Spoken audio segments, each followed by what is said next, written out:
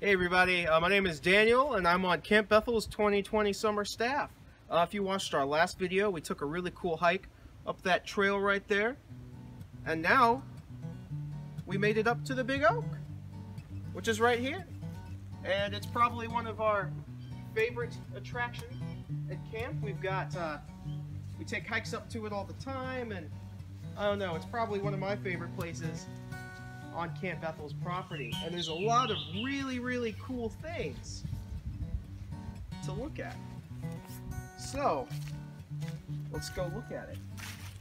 So as you can tell, this tree is really big and it's really old. And some people might ask, well, how do y'all know how old it is? Well, how do you all know how old it is? Well, you can normally tell how old a tree is by looking at rings. So we have here a tree cookie that we make here at camp.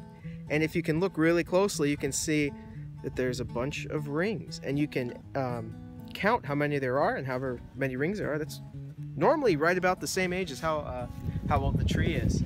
So we've had somebody come up here a long time ago and they took a core sample, which you sort of drill into the tree, take it out, and then you count the rings, which is really cool. So, and they think it's about 200, 250 years, which is a lot older than camp, because camp was founded in 1927, which is really cool. So if we look closer, a lot of people don't know that camp actually used to be a farm, and if you get really close up here, for a while we used to have, there used to be barbed wire here, but you can still sort of see the rust and that scar. So anyway, that scar there is remnants of barbed wire, and what it was if you look around, there's all these young trees. Definitely none of them are as big as this one. Well, all of this used to be grass fields. And probably what happened is the farmer or whoever was like, man, that's a nice tree, we'll just keep that here as a property boundary or something.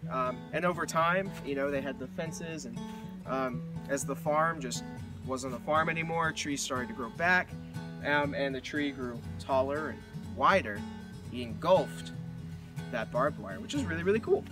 So if we follow around, we can see there's a bunch of moss, and right here you can see the moss, which is really cool. There's some little seed things there.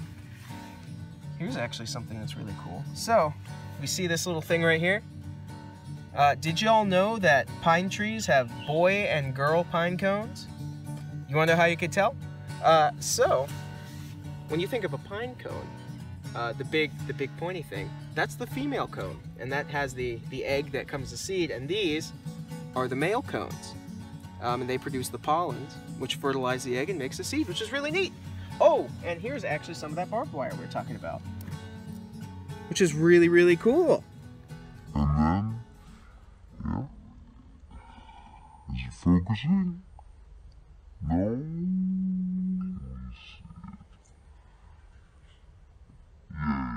Yeah, right there. And there's a lichen, which is also neat, which is some fungus and some algae that are best friends. Now, oh, what is this ugly part of the tree doing here? That just looks nasty and diseased, doesn't it?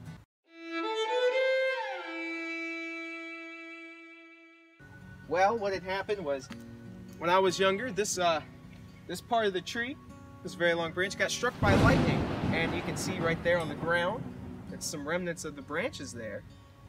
But anyway, when the branch fell off, and this part of the tree was kind of dead, it started to decompose and break down, and now we've got a cavity.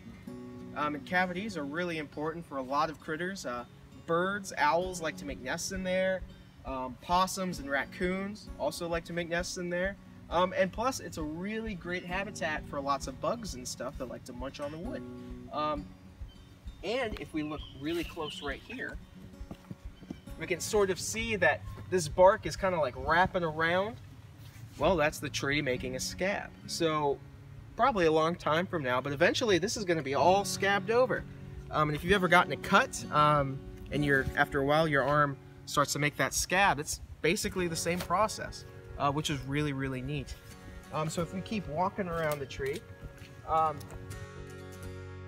one of the really cool things, we can also see a lot of cool shapes in the wood, like this one right here kind of looks like a whale. You know, here's the face, here's the blowhole, and here are the flippers, which is really cool. As you can see, there's a lot of really cool stuff up here at the Big Oak, and I can't wait to learn about it with everyone together at Camp Bethel.